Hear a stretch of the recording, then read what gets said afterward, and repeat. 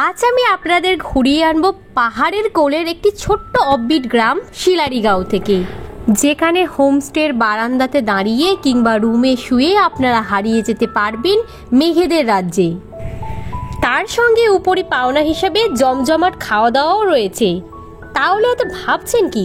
চলুন আপনারাও আমার সঙ্গে ঘুরে আসবেন মেঘেদের রাজ্য শিলারিগাঁও থেকে। তো আজকে আমরা যাচ্ছি শিলারিগাঁওতে, আর এখন আমি দাঁড়িয়ে রয়েছি শিয়ালদা স্টেশনে। এখান থেকে আমাদের ট্রেন রয়েছে দার্জিলিং মেল, যেটা শিয়ালদা থেকে 10:30 এবং এনজিপিতে গিয়ে পৌঁছে 8:30টার সময়। তো চলুন এখন ট্রেনে ওঠা যাক, আর বাকিটা তো এনজিপিতে গিয়ে আপনাদের সঙ্গে দেখা হচ্ছে। শিলারিগাঁও যাওয়ার জন্য আপনাদের প্রথমেই চলে আসতে হবে এনজিপি আর নিউ জলপাইগুড়ি স্টেশনে। এনজিপি স্টেশনের বাইরে অলরেডি আমাদের গাড়ি আমাদের জন্য দাঁড়িয়ে রয়েছে। আমরা এই বুকিংটা করেছি ট্যুর কিংডমের মাধ্যমে। তো চলুন এখন শিলারিগাঁওর উদ্দেশ্যে বেরিয়ে পড়া যাক। শিলারিগাঁও পৌঁছতে এনজিপি স্টেশন থেকে প্রায় 4 থেকে 4.5 ঘন্টার মতো টাইম লাগে।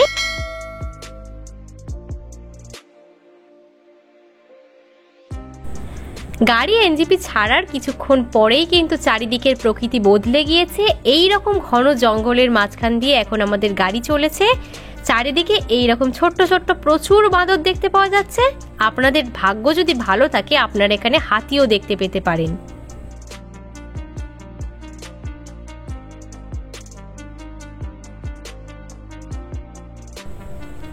এখন আমরা সেবক ক্রসিং পার করছি।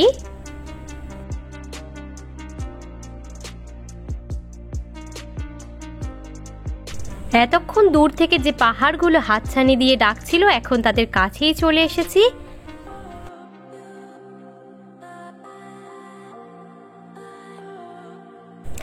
এখন আমরা সেবক কালীবাড়ি ক্রসিং করছি, আর এটা কিন্তু খুবই জাগ্রত একটা মন্দির।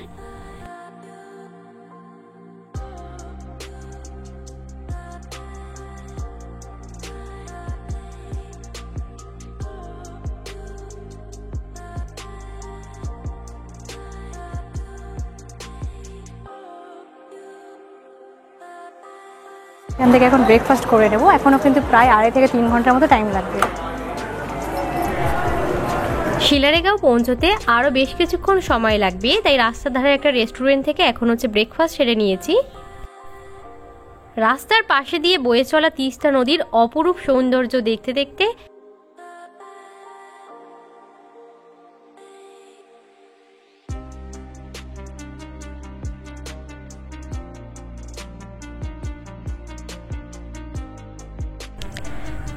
শিলারিগাঁও কালিম্পংয়ে অবস্থিত, আর এখন কিন্তু আমরা কালিম্পংয়ের মধ্যেই প্রবেশ করছি।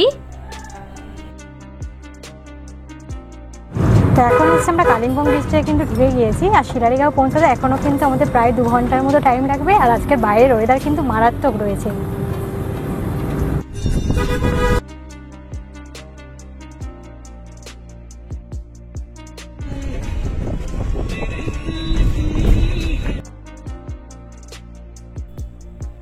ড্রাইভার দাদা আমাদের জানালেন যাওয়ার পথে যে কটা টুরিস্ট স্পট পড়বেন উনি আমাদের সেগুলো ঘুরিয়ে দেখিয়ে দেবেন। তো আমরা চলে এসেছি প্রথমেই একটা খুব সুন্দর মনেস্ট্রিতে।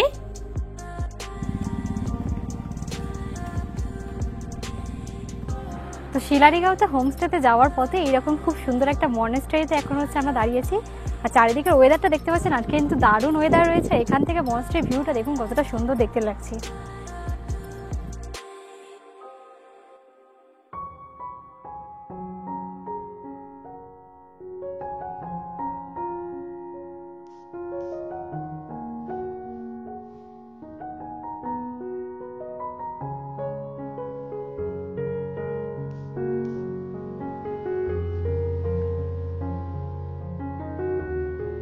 একটু আগে আপনাদেরকে দেখাচ্ছিলাম ওয়েদার কিন্তু একদম ক্লিয়ার ছিল, এখন কিন্তু কালো মেঘ করে এসেছে। আর পাহাড়ের মুখে মেঘ করে আসছে, সেটাও কিন্তু দেখতে দারুণ লাগে।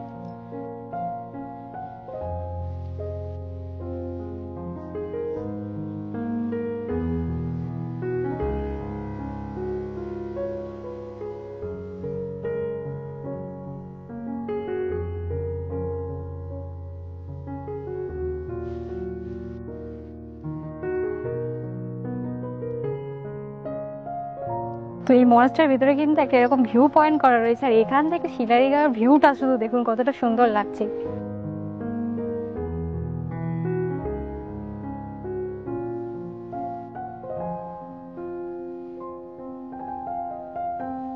এখন আমরা যাব হনুমান টপ মন্দির দেখার জন্য। আর এটা কিন্তু একদম পাহাড়ের ওপরে রয়েছে, তাই বেশ কিছু সিঁড়ি দিয়েই তার উপরে আমাদের যেতে হবে।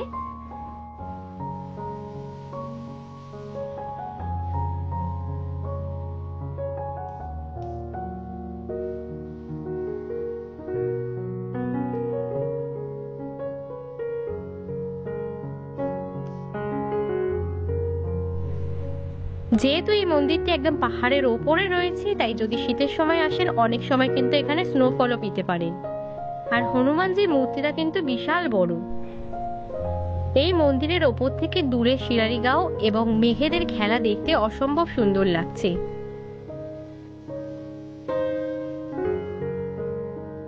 মন্দির দর্শনের পর ওখান থেকে আমাদেরকে প্রসাদও দেয়া হলো। এখন আমরা প্রায় শিলারিগাঁওয়ের কাছেই চলে এসেছি। আর এই রাস্তাটা কিন্তু পুরোটাই এরকম ঘন পাইন গাছের জঙ্গল দিয়ে ঘেরা, এবং এই রাস্তার সৌন্দর্য কিন্তু অসম্ভব সুন্দর।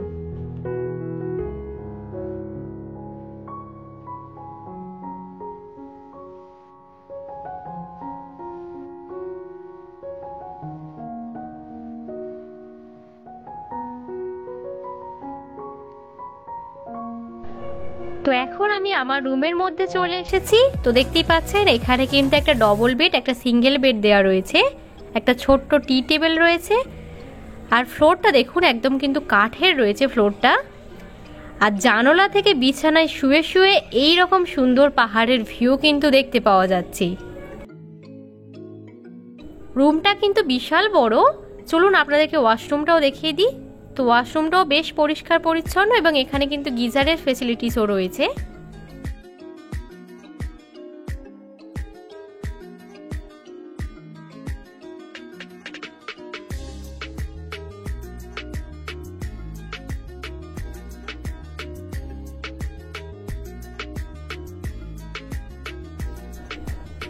তো এই হোমস্টের সবচেয়ে মূল যেটা আকর্ষণ, সেটা কিন্তু এখানকার এই বারান্দাটা।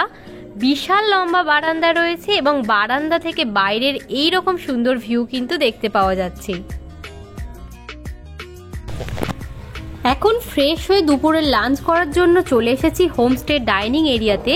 আর আসার সঙ্গে সঙ্গে ওনারা আমাদেরকে গরম গরম খাবার সার্ভ করছেন। তো শিলারিগাঁও হোমস্টেতে এখন হচ্ছে কিন্তু আমরা লাঞ্চ করতে বসে পড়েছি। আর লাঞ্চে কিন্তু রয়েছে ভাত, তার সঙ্গে ওখানে রয়েছে আলু এবং কুমড়ো ভাজি। এটা হচ্ছে একটা লোকাল কিন্তু ভাজা রয়েছে ভেজিটেবল। इसका नाम क्या बोला आपने? বি। তো এটাকে হচ্ছে পাহাড়ি ভাষায় হচ্ছে বি বলা হয়। মানে কিছুটা হচ্ছে আমাদের বেগুনের মতো দেখতে, বেগুন ভাজার টাইপের।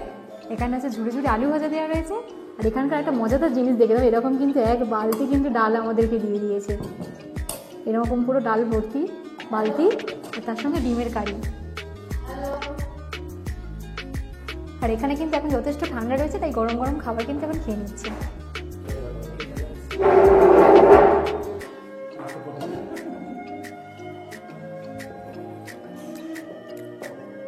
খাবারের টেস্টটা কিন্তু খুবই সুন্দর।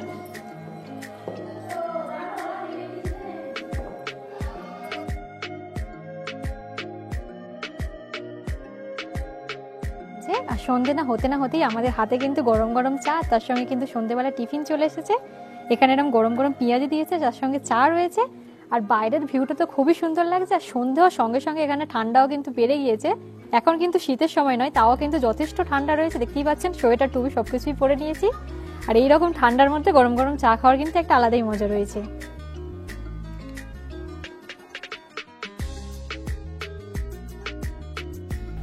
চায়ের কাপ হাতে নিয়ে দূর পাহাড়ের যে টিম টিম লাইটগুলো জ্বলছে, সেগুলো দেখতে কিন্তু অসাধারণ সুন্দর লাগছে।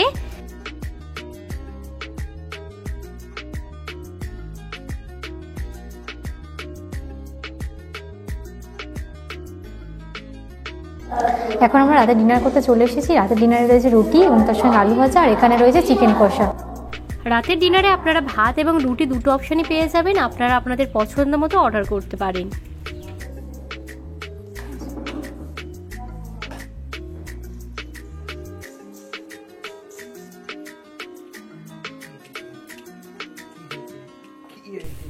রাতে ডিনার করে তাড়াতাড়ি শুয়ে পড়লাম, যেহেতু পরের দিন সকালেও আমাদের বেশ কিছু সাইট সিন রয়েছে।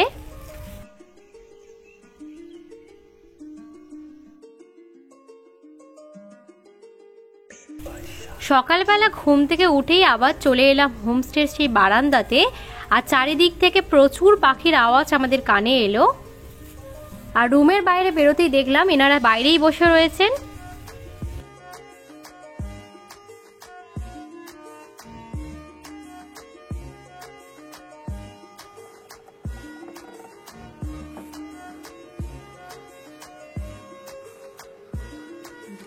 সকাল হোমস্টের ব্যালকনিতে চলে এসেছি, আর এখান থেকে বাইরের ভিউটা দেখুন। আর হাতে চলে এসেছে গরম গরম চা, আর চায়ের কাপে চুমুক দিতে দিতে এখন এইরকম ভিউ এনজয়।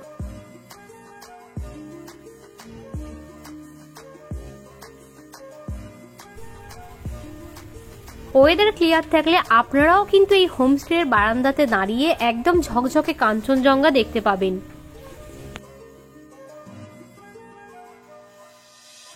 ঘুম থেকে উঠেই শুনলাম যে এখানে একটা ভিউ পয়েন্ট রয়েছে, তো এখন সেদিকটাই যাচ্ছি।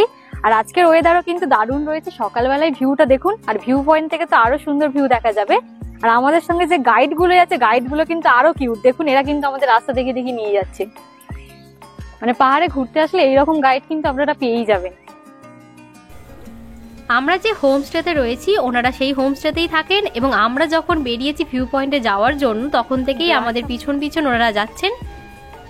আর দূর থেকে দেখুন আমাদের হোমস্টেটাকে কতটা সুন্দর দেখতে লাগে।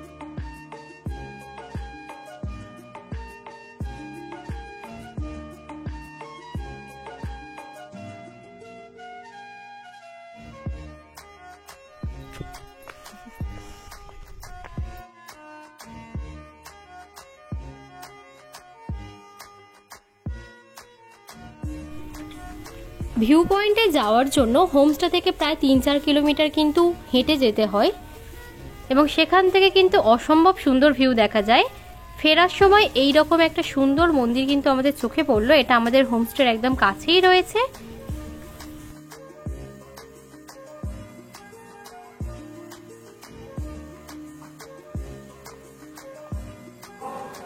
তো কিছুক্ষণ পরেই শিলারিগাঁও থেকে আমরা চেক আউট করে বেরিয়ে পড়বো। আর সকাল সকাল এখন ব্রেকফাস্ট করতে চলে এসেছি। ব্রেকফাস্টে নিয়েছি পুরি এবং তার সাথে আলুর দম। আপনারা যদি চান রুটিও কিন্তু নিতে পারেন। তো এখন সকালে ব্রেকফাস্ট করছি। হোমস্টেতে নিজস্ব কিছু ফার্মিং রয়েছে, শীতকালে আরও প্রচুর ফুলের গাছ থাকে বলে ওনারা আমাদের জানালেন। এছাড়াও বিভিন্ন রকম সবজির চাষও ওনারা করে রেখেছেন। হোমস্টের ঠিক সামনে এইরকম একটা সুন্দর জায়গা রয়েছে, যেখানে বসে কিন্তু আপনারা ফটো কিংবা খুব সুন্দর ভিডিও নিতে পারবেন।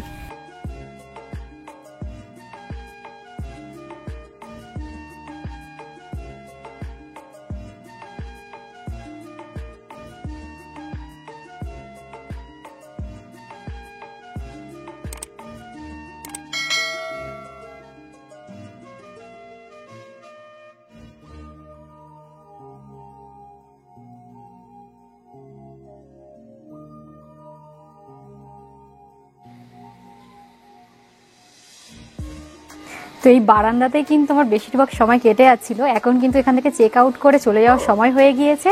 শিলারিগাঁও জায়গাটা এতটাই সুন্দর যে এখান থেকে যেতে কিন্তু মনই চাইছে না। একদিন কিংবা দুদিনের ছুটিতে আপনারা কিন্তু শিলারিগাঁওয়ের প্ল্যান করতেই পারেন। আশা করি আপনাদের নিশ্চয়ই ভালো লাগবে। তো আমরা তো এখান থেকে আরও অন্য জায়গায় যাব, মানে আমাদের এখন পুরো 5-6 দিনের সিল্ক রুটের পুরো প্ল্যানটাই রয়েছে। আপনারা চাইলে শিলারিগাঁও কিন্তু আলাদাভাবেও করতে পারেন। আমাদের যে প্ল্যানটা আমরা করেছি ট্যুর কিংডমের সাহায্যে, আর ওনাদের যে হোমস্টে খাওয়া দাওয়া পরিষেবা সবটাই তো আপনাদেরকে দেখাচ্ছি। ওনাদের নাম্বার স্ক্রিনের ওপর শো হচ্ছে, আপনারাও চাইলে কিন্তু বুক করতে পারেন।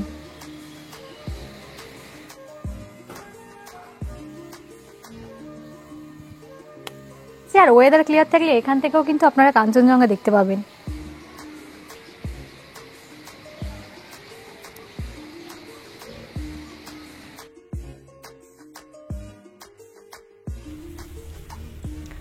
তো শিলারিগাঁওয়ের এই গোল্ডেন অ্যাপেল হোমস্টেতে আমরা গতকাল ছিলাম। এখানকার খাওয়া দাওয়া এবং এনাদের বিহেভিয়ার সবই কিন্তু খুবই সুন্দর। একদম কিন্তু মনেই হচ্ছিল না যে আমরা কোনো হোটেল কিংবা হোমস্টেতে রয়েছি।